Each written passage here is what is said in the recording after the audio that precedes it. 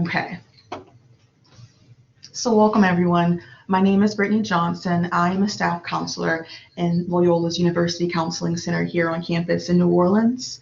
Today we're offering a stress management workshop specifically for the online students so that we can talk about how to manage stress healthily and effectively in your lives, but specific to you guys, this being a way for us to discuss what's happening with you. And so throughout the workshop, there will be times that I invite you guys to respond to questions and talk about stress, but then also talk about some of the strategies and ways that it may be managed.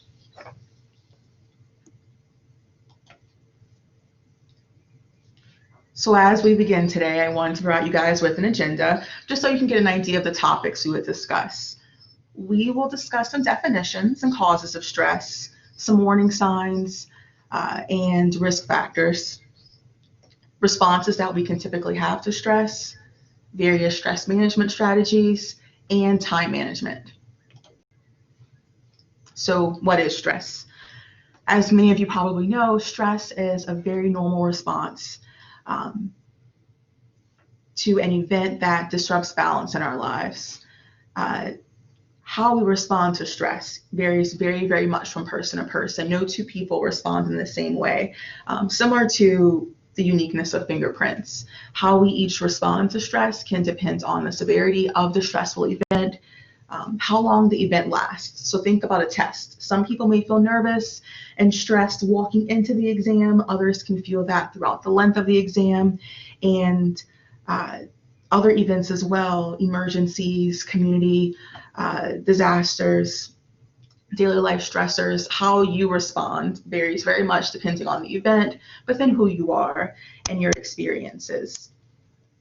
And stress as a whole, whenever any stressor occurs, there's the fight or flight response that happens biologically. So an automatic response is your body getting ready to respond to the stress. When fight or flight occurs, the hypothalamus sends signals for different stress hormones like cortisol and adrenaline to be released into your body, priming your body for action. This can be very much like an accelerator, someone hitting the gas pedal and speeding up.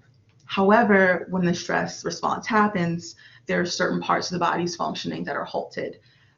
The digestive system, the gastrointestinal system, certain parts of your body hit the brakes so that your body can function and respond to the stress as effectively as possible. What this does mean, though, is that experiencing stress for a prolonged period of time can really impact your body in the way that it functions and operates. And so stress as a whole, it's not bad, not at all. There's a level of stress that is very healthy and vital to our functioning. There's a graph on the screen right now that shows the stress. There is the area of calm. Think about how calm you are when maybe you're at home relaxing, or just instances where you feel very calm. Imagine having to take an exam when you're feeling very calm. It may not be effective for functioning. So we do need stress in our lives to be able to operate and function and get things done.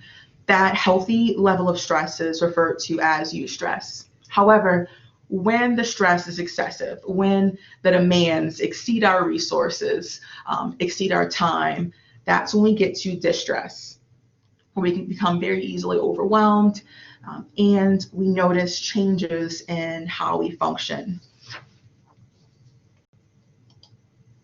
So I have a question for everyone here in the group. I want you to think about common causes of stress. When you think about that, look at these topics here. There are major life changes, everyday demands, societal factors, and internal mechanisms. First, major life changes. Feel free, if you'd like, to raise your hand and give audio. If you'd like, you can also respond to everyone in the chat and just tell us what are some examples of major life changes that you've experienced or people may experience that can impact stress.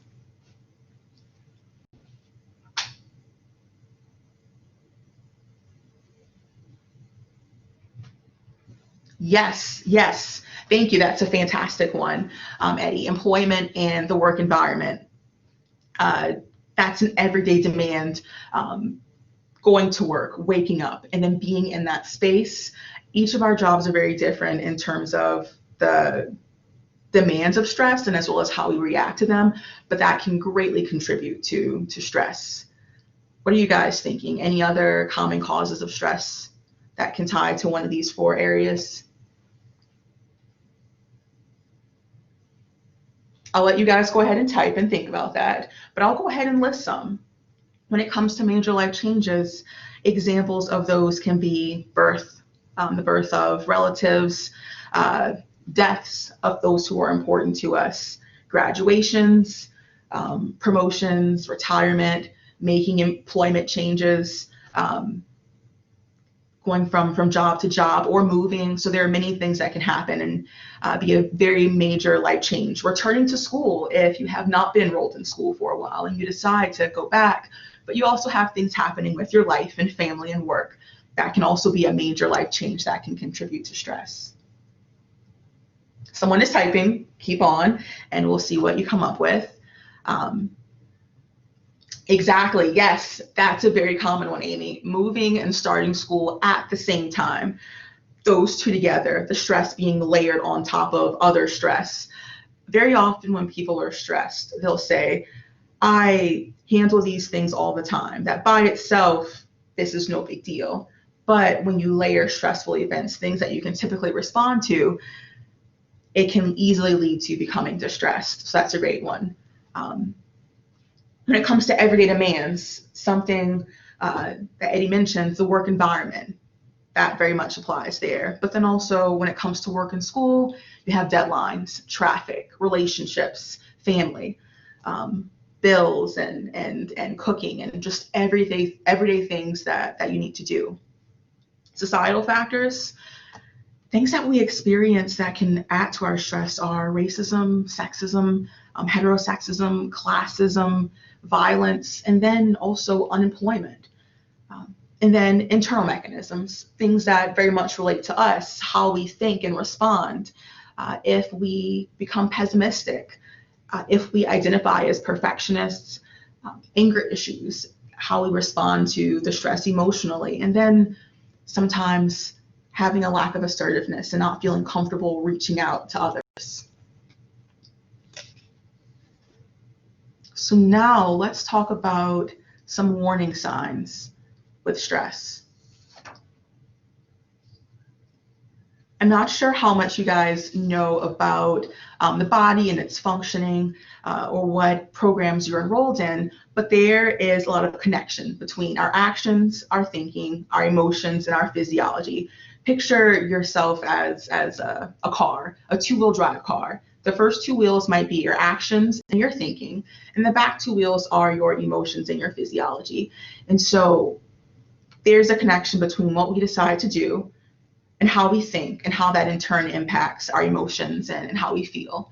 Stress, though, it's something that impacts all aspects of your being. And so let's talk about that. Some physical signs you may notice when you are stressed, or if you haven't noticed it, take a moment and think about it now. Muscle tension, nausea and dizziness, backaches, fluctuations in your weight, fatigue, being exhausted all the time, headaches, insomnia, or other types of illness. Stress impacts your immune system's ability to function. And so if you are stressed for a long period of time and repeatedly, it can impact how often you get sick and how well you can fight off infections and illnesses. Some psychological signs of stress include anxiety. Anxiety and stress are very much connected, but also forgetfulness, having difficulty making decisions, having a critical attitude toward yourself, but also others, difficulty concentrating, and then not enjoying things that you would typically enjoy. Overall, having your life become very different, and sometimes that includes this. Some emotional signs of stress include loneliness and isolation, having difficulty relaxing, which, if you think about that, and the restlessness, those tie in very much to the fight or flight response. If you really experience physical symptoms of stress, You may have muscle tension and not feel like you can easily relax, even though you may be mentally tired. Hostility, fearfulness, and insecurity.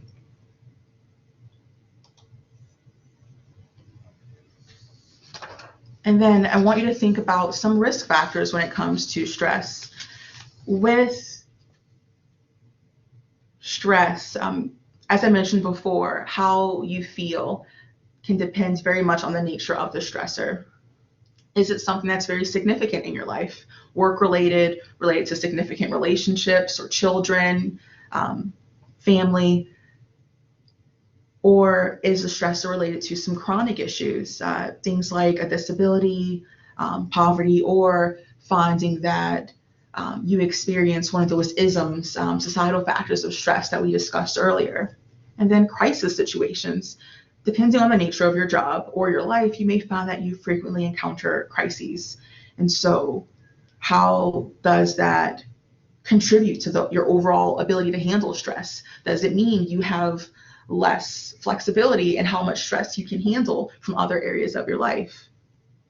As I mentioned before, the more stress you have, the harder it is to cope with it. So think about that. Our personality types also contribute greatly to how we experience stress. There are some people who find that stressors may result in having to behave in a way that is very different from who they are and what they prefer. So someone who is an introvert, while they may be very capable of having social conversations and connecting with others, it's exhausting. And so the exhaustion of having to work all day in a job where you connect with others may be stressful for you. And that on top of other stressors from home, work, and school can really become a lot. Other responsibilities of being an adult, small things that we don't think of but are very time consuming, like cleaning and traveling. And so think about who you are and what you've experienced, and how your personality and how you react to things can contribute to stress. Building resiliency is something to consider, that is a way to help with stress, but also with your personality. Are you someone who really likes to be in control? If so, you may find that it's even harder for you to handle stress, because a lot of stressors come from things that we can't easily control, or feeling as if we don't have a sense of control. A risk factor as well as preparation. How well do you prepare for things that happen in your life? People who are more likely to prepare for deadlines and emergencies and crises may find that it's a little easier for them to plan and deal with stress. So reflect on that and how you usually handle events, and how that provides implications for how you may handle stress in your life. And then finally, support. The people in your life who are there, family and friends, people who have more social support are more likely to be able to handle stress a bit better. Sometimes when we're stressed, we purposefully don't spend time with those people because we don't have time to, but connecting with others can in a way help your stress. And so right now, I want you guys to take a moment. Think about some of the signs of stress that we went over, the physical signs, psychological and emotional, but then also some of the things that are happening in your life and risk factors. When you think about everything, how vulnerable are you to stress? What are your triggers? And then what are your red flags? How do you know when you're stressed? How do you notice that, oh wow, this is a lot for me? So feel free to either type a comment, or if you'd like, you can raise your hand and share audio or video with the group. It's up to you.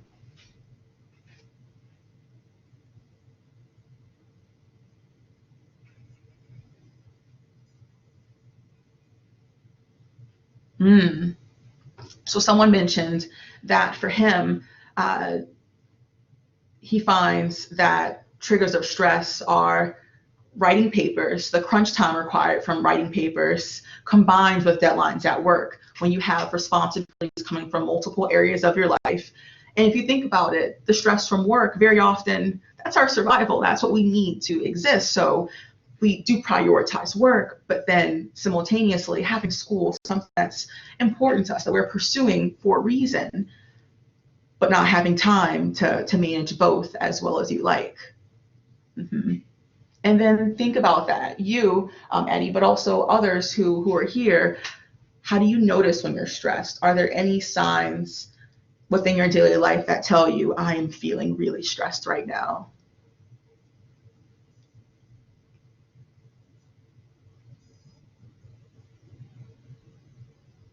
Mm, yes. Thank you, Amy. Any changes that are not in the norm for her puts her in fight or flight mode. So children, schoolwork, and home life. Yes, imagine very much so having your own things to do with work and school responsibilities, taking care of the home and just living, but then you have extra little things that are not built into your schedule, that you have not accounted for, that are added onto your plate. And very often it can feel like, what's that common saying, the straw that broke the camel's back, just that everything is coming crumbling down, or that something takes so much time away that everything else becomes more overwhelming. Okay, I see someone raise their hand. Willie, did you want to use your audio to talk to the group and tell us what you're thinking?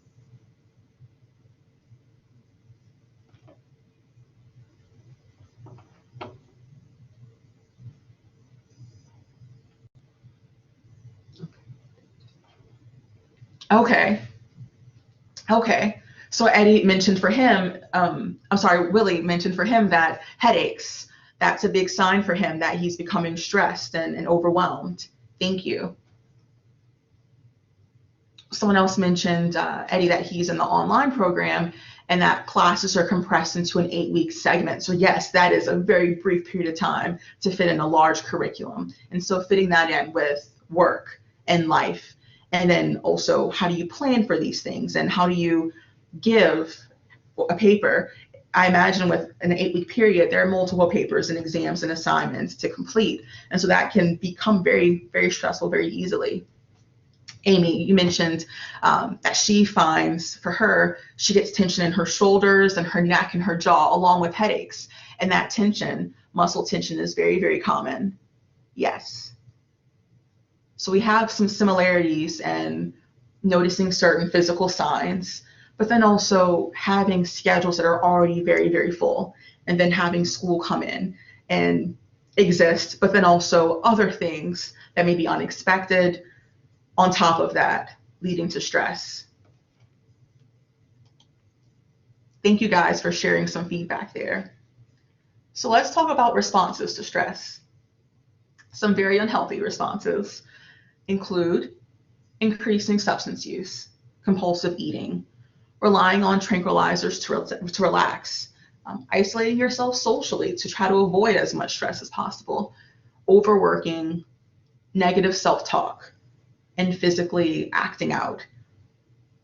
Sometimes we have developed automatic responses to stress because at some point we found that maybe that was effective in us handling a really difficult day or experience. But everything listed here over time results in not being able to function as effectively as you would need to in a way that's counterproductive. Someone mentioned that for him, socially isolating is how he's been dealing with stress. And that can be very common if you're stressed and overwhelmed from so many directions. Sometimes it's nice to be able to get away and not have to deal with anything else, not have to worry about something else getting on your plate, because that's something that you can control. Yes, isolating and getting away from everything. Someone else mentioned her, it's a way of coping, that they don't have time. But if you think about it, that even isolating, taking time for yourself, that it's something that you don't have a lot of time for if you have a life, if you have family and people around who require things of you. And so time seems like a consistency here, that there isn't a lot of time. So I wanted to talk about that in a little bit. Some healthy responses to stress include prioritizing, adjusting your demands, time management, scheduling your time effectively, eliminating some of those maladaptive techniques, modifying some of the automatic responses you have to stress so that you aren't relying on those, and instead you're adopting healthier habits. Being as organized as possible, and then setting realistic goals and prioritizing them.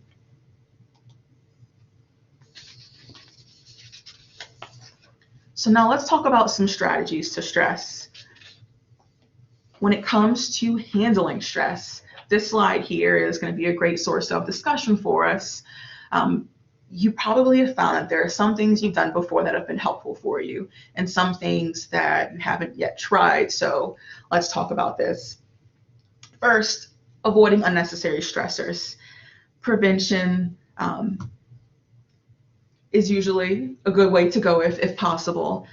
Some situations can't be avoided, of course.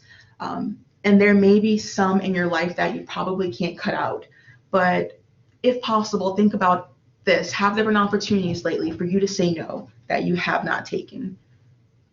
How well do you know your limits? And what would it be like for you to know your limits, be okay with them, and then letting others know of what your limits are when it comes to your family, when it comes to work, when it comes to your peers at school? Just think about that. And then, is there something you can do when it comes to your everyday life and taking control of your environment? If you find, for example, that traffic is something that makes you very angry and impatient because your time is already short, is there something you can do? Can you leave a little earlier or a little later? Can you use that time effectively and getting somewhere earlier, leaving somewhere late? Can you look up a different route? Can you listen to a podcast or something that'll be really helpful and relaxing, and leading you to feel as if you're being productive? And then avoiding stressors also involves picking your battles. There are going to be many, many times, as you probably have already experienced, where we feel like we're right, we want to prove our point, but sometimes doing so can result in taking up energy that could be better used elsewhere. So figuring out, what do you want to dedicate your time and energy toward?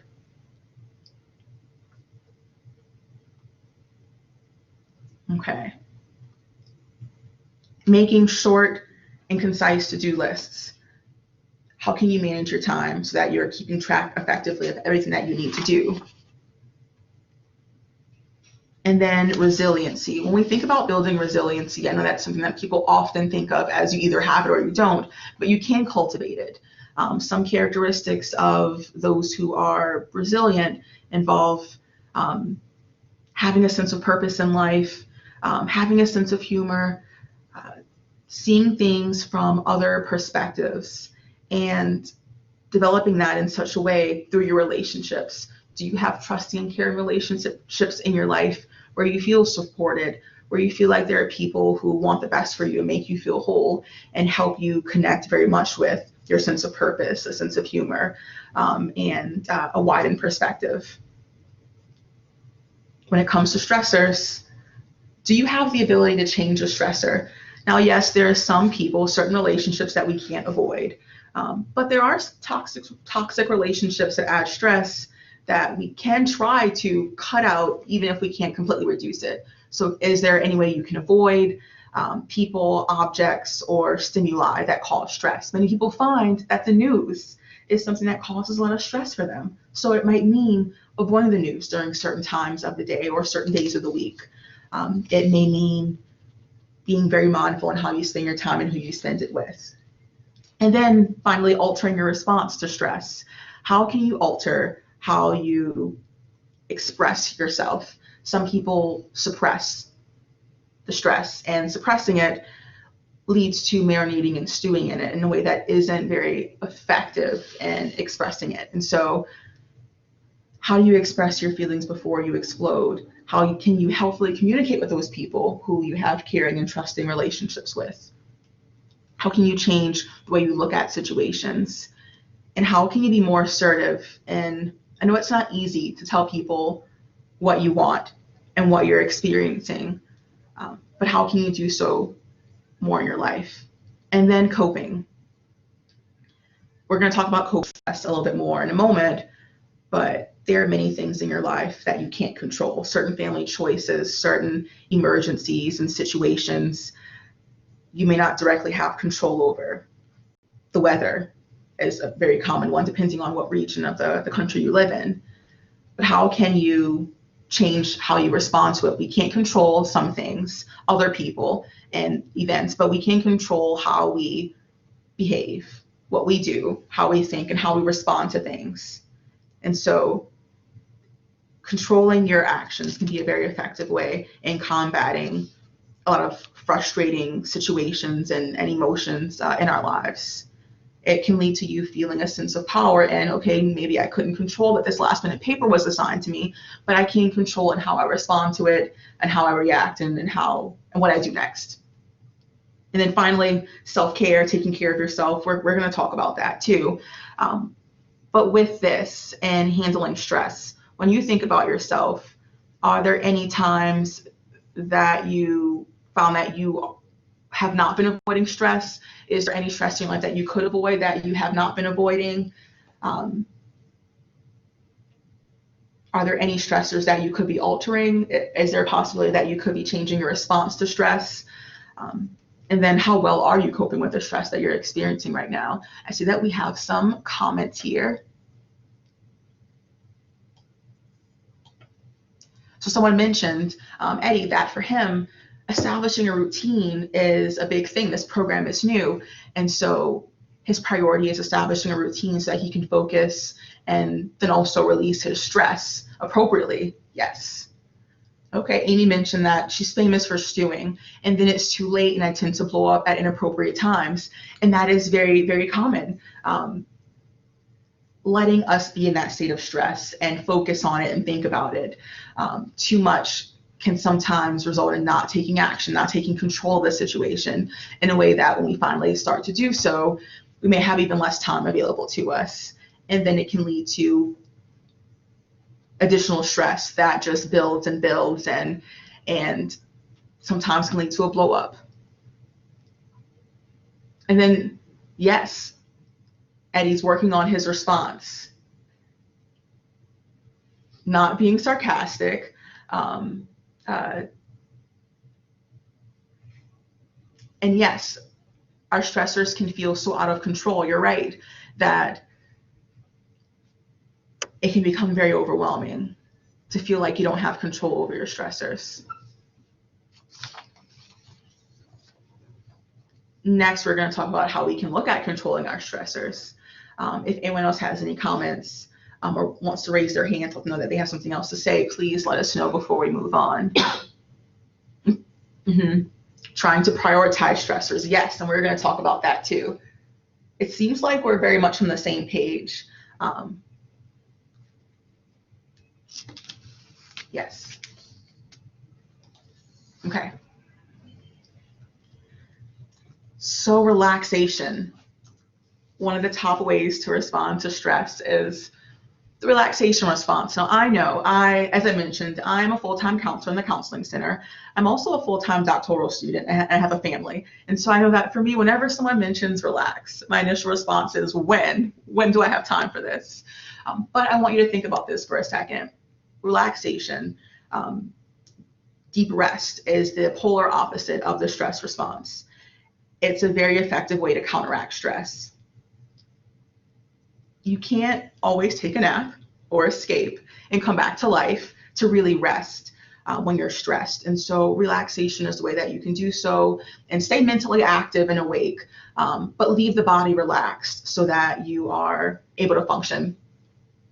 If possible, try to only do relaxation techniques when you are awake, not when you're very sleepy, because you will likely fall asleep. But with practice, regular practice, you are able to train yourself in such a way that you can use deep breathing, guided imagery, meditation, progressive muscle relaxation, things like that to become relaxed, to relax your body, to relax your mind, and then improve your focus and your ability to handle things. And this is a conscious practice. Relaxing, don't think about things like watching TV or sleeping or just sitting around and doing nothing. While yes, they can seem like they're relaxing, you want to think about things that are conscious and engaging and require focus from you. Some benefits of relaxation are increased energy and focus. And a lot of this is based on continuous, reliable research repeatedly. If you think about meditation, over time, it does improve your energy and focus. It can help you combat illnesses, relieve aches and pains in your body, heighten your ability to problem solve and think clearly, boost your motivation and your productivity. So back to the fight or flight response, that stress response. When the stress response happens, our emotional brain is taking over. The emotional brain is what says, hey, this could be a stressor, send off signals and body respond. But relaxation is something that gets the rational brain involved and strengthens that connection between your rational brain and your emotional brain so that you can have more control, be able to think a bit more clearly, and feel like you can be more productive, feel more motivated, more focused. Now, when it comes to relaxation, I'm not sure if any of you have any relaxation methods that you're open to, that you've tried before, with guided breathing or guided imagery, yoga, meditation. Something that you can consider if you are interested in it is going on Google or YouTube. There are tons of meditation videos and links online if you guys are interested in it. As we end, I can look at sharing some resources here in the chat so that you can look at apps that are available to help you with this practice. Very common apps are Calm and Headspace. A personal favorite is Stop, Breathe, and Think. It has a free version and a paid version, but it's really manageable in that there are some meditations and guided breathing sessions that are 5 minutes, 7 minutes, 10 minutes, and longer, where someone is there and you can plug in how you're feeling, and they can suggest different meditations or breathing exercises based on how you're feeling in that moment. So if you're beating yourself up and being very self-critical, they can suggest a self-compassion meditation or breathing exercise. I'll share some resources so that we can move on, but start thinking about how you can relax more in your life, even if it's taking 10 minutes out of your schedule, because it can lead to being far more productive throughout the rest of your day and feeling more relaxed and capable of handling things.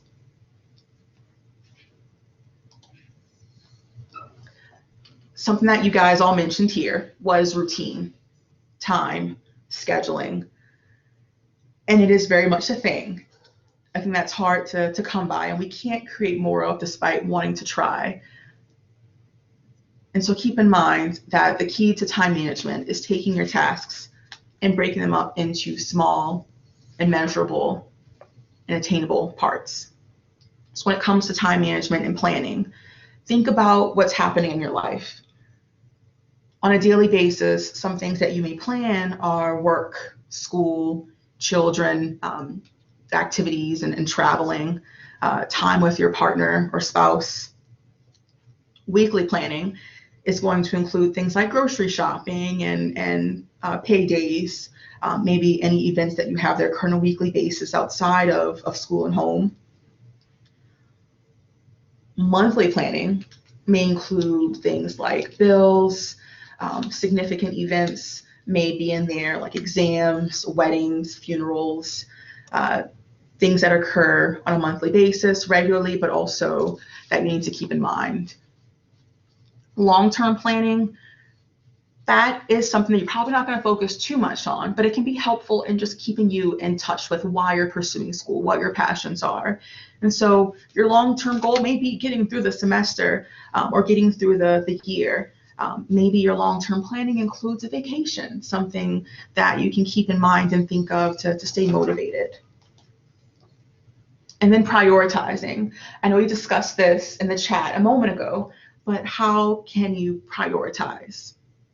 It starts with figuring out what can you negotiate, which responsibilities are negotiable, which ones you have to do, and then making time first for what's most important.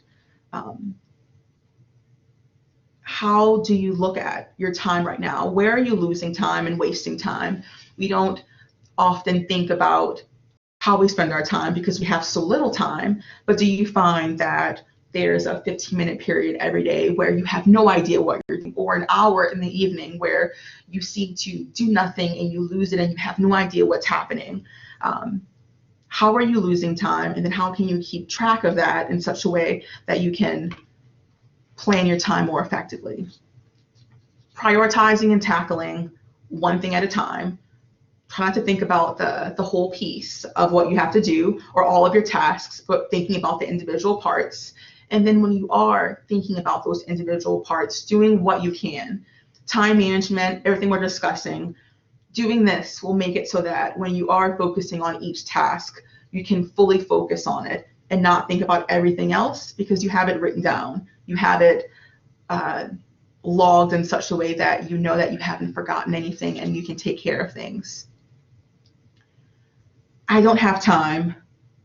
Taking that statement, that thought, that automatic thought that happens constantly, and telling yourself honestly, maybe I don't give that a high enough priority, which can be okay. Maybe you don't have time to do a favor for someone, but letting yourself know, I technically have time. That isn't a priority right now. Other things are. And so figuring out how you can change how you think about your tasks so that you're prioritizing rather than having negative thoughts that beat yourself up and are not productive. And then remembering you have the ability to gain control of your schedule. And so time management, dealing with your stressors, it all comes down to prioritizing. Take a moment and look at this. Some people, when they're planning and writing out their tasks, they will come up with codes of little symbols they'll put next to events. Some will list them in a way that's exactly like this. What things are urgent and important? Those deadlines you mentioned earlier for work and school, things that are non-negotiable that you have to complete. Crisis situations that put up that you can't put off, that need to be done immediately.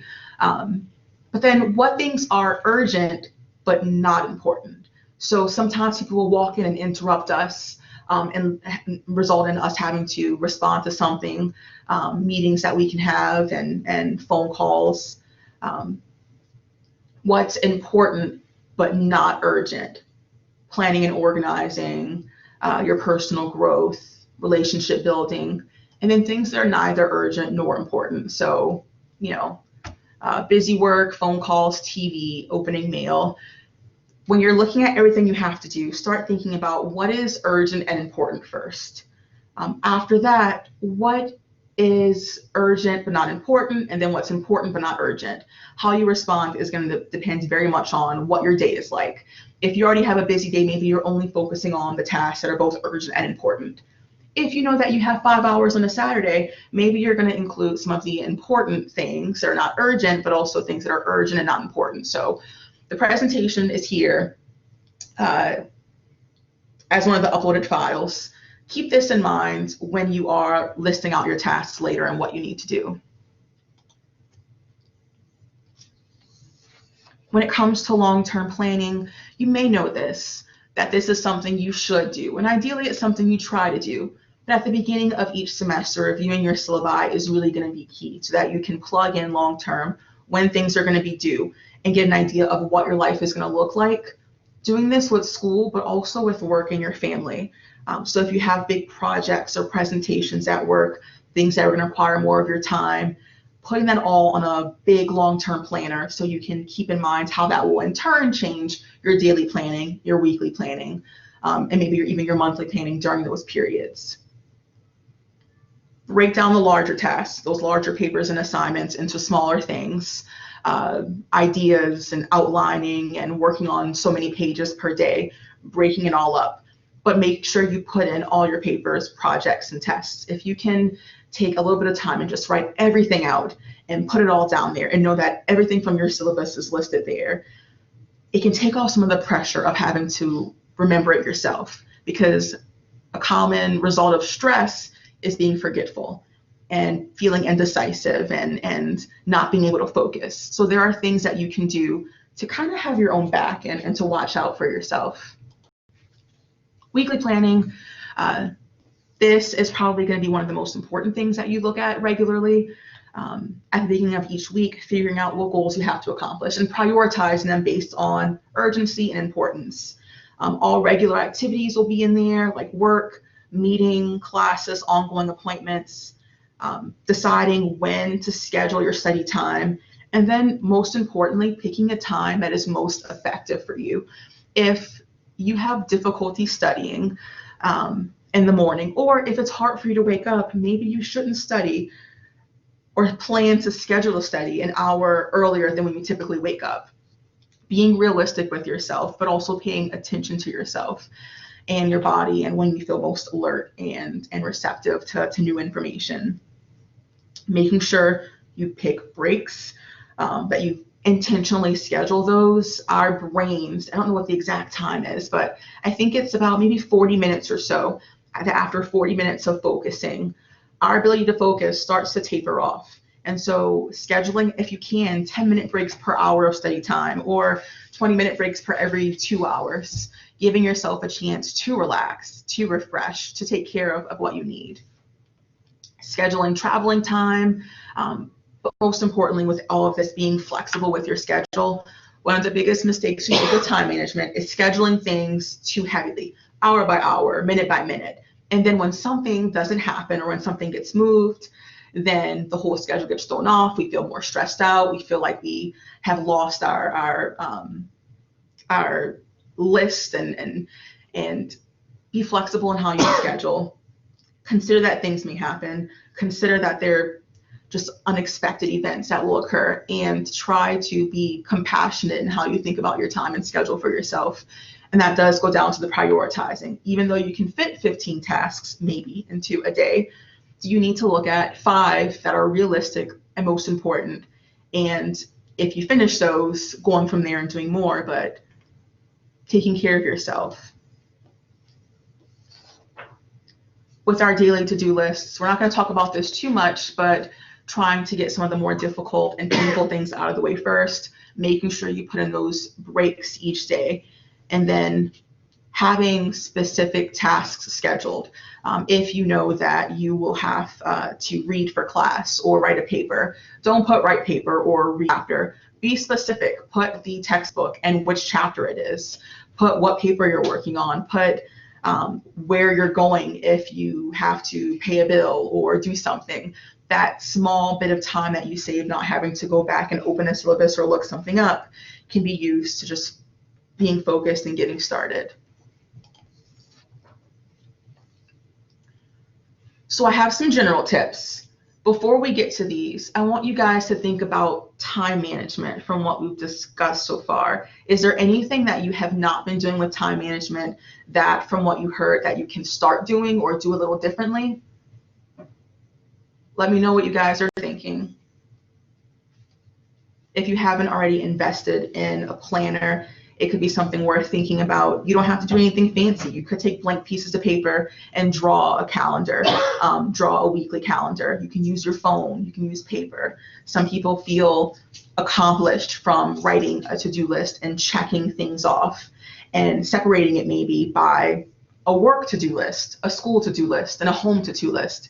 That way they have it organized and they can focus on each list when they're in a certain space or when they are in a certain frame of mind, and not having your work lists come into your home, or not having your school stuff come into work, because maybe you have time at work to work on schoolwork, but stressing out about schoolwork when you're at work and you don't have time to do schoolwork, that can lead to adding stress to your life in a way that isn't productive because you don't immediately have control over that.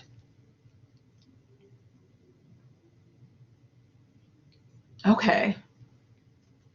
So someone mentioned, Amy, that she needs to start writing stuff down. A to-do list would probably be best for her.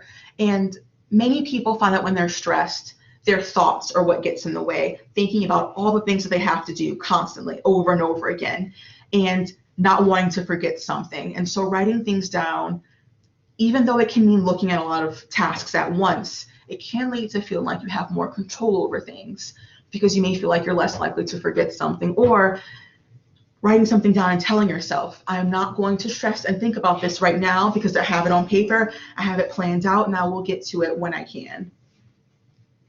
Someone else, Eddie, mentioned that for him, his time management conflicts with his wife's, and that makes making a list and time management a little difficult.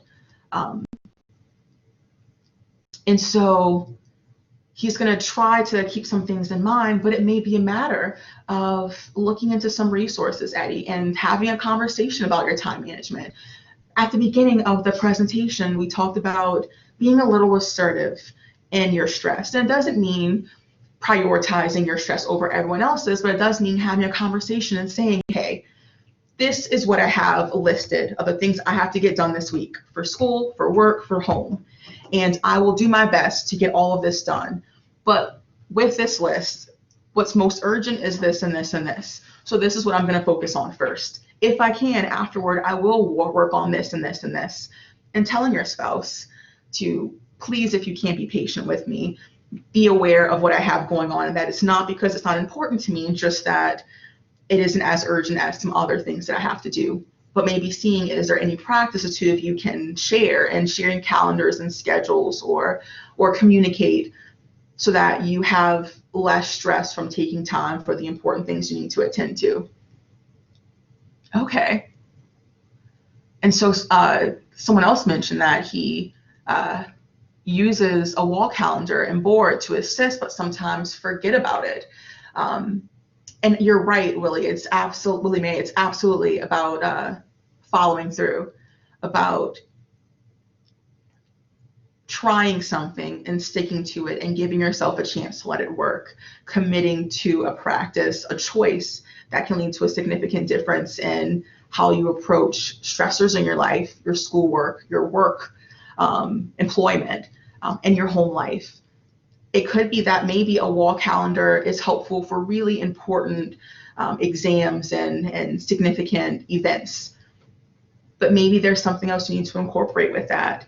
There are some people who will buy a lot of Post-its and who will put the Post-its on their wall in a sort of calendar, and then they'll take off the Post-its that relate to tasks they need to immediately attend to. So they have it with them or they have it in their planner. And so start thinking about, even though a wall calendar is helpful and keeping things in mind and communicating with others, what do you need to do for you? Do you need to set reminders on your phone ahead of time so that you remember to study or read something or get things done? Yes. And then some feedback on the list. Someone mentioned that that for her, she has difficulty sleeping because her to-do list is in her brain, out on paper, and it's constantly going through her head, and she's thinking about it frequently. And so when you make your list, if you can, Amy, try to tell yourself, I am putting this on paper. I am getting this down. I am planning for this. I will not forget this, and I will do this. And try to breathe in such a way that you're letting yourself know this has permission to leave my mind because it now takes up space in the real world somewhere else, and I'm not going to forget it. So let's get to some general tips. Give yourself deadlines and publicize them.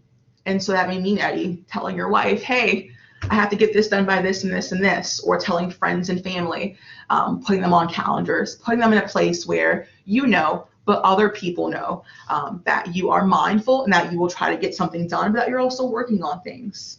Find people in your life, if you don't already have them, or if you do, who are supportive.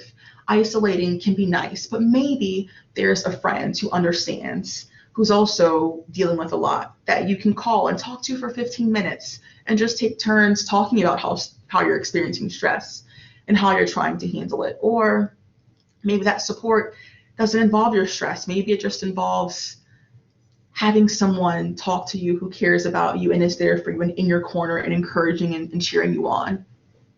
Are you rewarding yourself? All of you are likely doing a lot and handling a lot in your lives. Are you thinking about ways that you can reward that good behavior? If you make a checklist, Amy, and if it pays off and goes really well, how can you treat yourself? Do you want to reward yourself with quality time with someone else, with having time alone where you can sit alone and just breathe and relax, listen to music? What can you do to reward yourself for what you've done and being successful and productive? Remember, scheduling your time, safeguarding that. Remember, when you schedule your time, you're also going to be scheduling that self-care in there. You're scheduling exercise if you can, even if it's 2 30-minute workouts each week. It's something that can significantly and drastically help. relieve some of the stress from your body, from your mind, emotionally. There's so much research on how exercise, the endorphins and dopamine that are released are a fantastic way to manage stress. So do you want to look at doing a yoga practice, or incorporating Tai Chi, or just going for a walk, getting out of your office at lunchtime and taking 10 minutes to walk around? So scheduling and protecting that valuable time, saying no when you need to, and being comfortable with the fact that you need to say no to protect yourself and your schedule and your well-being. Making sure your goals are realistic and reachable. Don't plan to write a whole paper in one night. While it may be possible, the stress it will lead to when you try to do so isn't worth the event. And so making sure what you identify for yourself, your plans, that they're realistic, but then also prioritized, doing the more difficult tasks first, the more urgent things first, and taking those breaks. Now, finally, these last tips here are things that are really important and vital to your functioning, so don't forget them. Sleep. Sleep is something that we often compromise, but your brain does need sleep to restore your memory and your brain's functioning. Sleep is vital for your mental health and wellness, for your mood and regulating your emotions. It's also, of course, important for your physical health and your immune system's functioning. And so figure out, what is my uncompromisable number? What minimally do I need to wake up and function, feel like a human being? And how can I make sure I'm getting that most nights? Nutrition. When we experience high levels of stress, like cortisol, that stress hormone, stressed people tend to crave high-fat foods and sugar and salty items. So sometimes when we're stressed, we'll reach for potato chips or ice cream or junk food after a rough day. Nothing's wrong with rewarding yourself and having treats, but keep in mind that nutrition is going to be really vital to feeling good, knowing what you can put in your body that will lead to you having more energy and feeling great about yourself emotionally, but also physically. Can you avoid certain amounts of caffeine? Caffeine can exacerbate the stress response. And then don't skip meals. You need that fuel for your body and your mind. And then most importantly, drink water. There's so much research about water. Your organs need to function, and your brain is one of the most important organs in your body. And so hydrating it so that you can focus and you can operate it, it's something that's obvious that we all know of, but we forget to do. So can you set timers or reminders to drink water? Research also shows that people who drink water in class or while taking an exam typically perform like 10% higher. That's like a whole letter grade. So drinking water while you're taking a test can improve your focus. It can lead to less distraction from not being thirsty, but it more importantly hydrates yourself and your body so that you are functioning as well as possible. Exercise, we talked about that. Those endorphins, the benefits to your health. Amy, sleep. Exercise can be really beneficial in sleeping, Amy. So keep that in mind as well if you find that you're having difficulty sleeping, even with using to-do lists. Laughter, don't forget to laugh and enjoy yourself. Laughter decreases stress. Those stress hormones, it releases some of them and increases immune cells and infection-fighting antibodies, therefore improving your resistance to disease. So laughing is good for you. The physical act of laughing can be relieving, but emotionally and physically, it's so beneficial. So give yourself permission to laugh, and then schedule time to laugh. That may come from people, it may come from a comedy act, it may come from spending time with your pets or your kids, but let yourself laugh. Don't let your stress get in the way of something that's very beneficial to you. Do things for yourself, the self-care, don't forget that. And then altruism, doing things for others. Research also shows that we feel dopamine when we receive love and connect with other people, but it shows that we release twice the amount of dopamine in our brains when we do something for someone else. So don't forget to volunteer or to help other people if you can. Of course, time management, prioritizing, but not allowing yourself to have your life fully become schoolwork. Remembering that you are a human being, and that healthy functioning does mean connecting with other people, letting yourself do things for yourself, but also others. And then finally, find a relaxation technique. Is there something you can do? Guided breathing, meditation, something that is engaging in a conscious effort to relax your body and your mind. So I know we're ending. A lot of things thrown at you really quickly here in the end. Don't forget the presentations available for you to review. I think the last thing I want you guys to think about is when you change how you respond to stress, the actions you take will also change the way you think about stress. And so over time, the way your body and mind respond to stress can and will change. It is a matter of you doing something. It starts with you making the choice to do something different. I hope this presentation has been helpful in you identifying some things that you may start doing differently. There are some handouts that we shared for this workshop today that you can use. One is a stress management action plan. And so if you do nothing else, I encourage you to pull it up and to start thinking and planning about how you will begin to manage your stress differently. Create a plan. Identify the things that you can't control in your life, the things that you can, and what you will start doing to focus on the things that you can control and how you can change how you respond to stress. Also, in those handouts, there is a stress test. So you may already know how stressed you are. You're here. But you can also take a test just to figure out how stressed am I? It can be validating to know that while I am experiencing quite a bit of stress, but it can also help you in identifying some. And then finally, a couple of the other PDF handouts are just helpful tips on how you can handle stress, some suggestions and reminders to let yourself laugh and to do things for others, relax and try to change the way you think and respond to stress.